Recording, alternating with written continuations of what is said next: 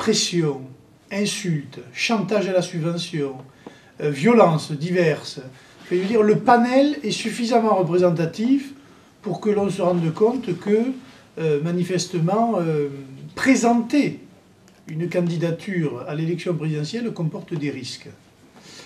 C'est d'ailleurs pour cela que nous avons mis en place non seulement des actions en justice, Conseil d'État et questions prioritaires de constitutionnalité, pour que cette loi soit modifiée, mais aussi plainte au pénal contre un certain nombre de personnes, et notamment le vice-président du Conseil général des Pyrénées-Atlantiques, socialiste, qui, dans une interview, a menacé les maires qui pourraient signer pour Marine Le Pen. Bon. Nous ne laisserons rien passer, évidemment, parce que la France se doit, je crois, d'être exemplaire en matière de démocratie à partir du moment où elle prône cette bonne parole sur la planète entière, qu'elle donne des leçons à la Hongrie. Elle ferait mieux de se regarder dans la glace, parce qu'aujourd'hui, cette affaire des signatures est gravissime. Nous avons dépassé légèrement les 300 signatures, enfin les 300 promesses de signatures. Parce que tant que le délai légal n'est pas ouvert, c'est-à-dire fin février, et fermé mi-mars, nous ne saurons jamais combien de signatures nous disposons.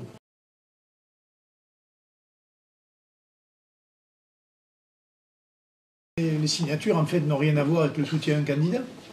C'est bien le problème de la présentation. La présentation est un acte neutre.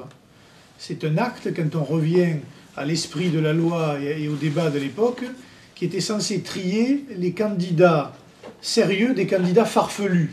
C'était pour éviter les candidatures à la Marcel Barbu en 65 et donc en 62.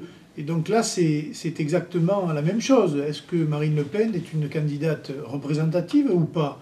À partir du moment où elle fait de plus de 20%, qu'elle sera très certainement dans les semaines qui arrivent devant Sarkozy dans les sondages et qu'elle sera très certainement au deuxième tour, ça pose réellement le problème de la démocratie, parce que ce n'est pas un tri politique et militant, c'est un tri républicain.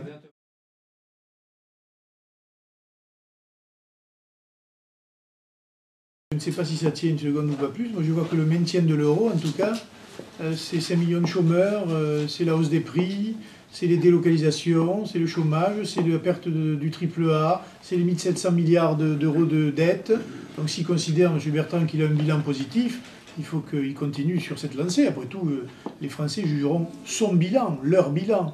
Nous pensons, avec d'autres, qu'il faut anticiper la sortie de l'euro. Nous n'avons jamais dit que nous allions sortir brutalement de l'euro.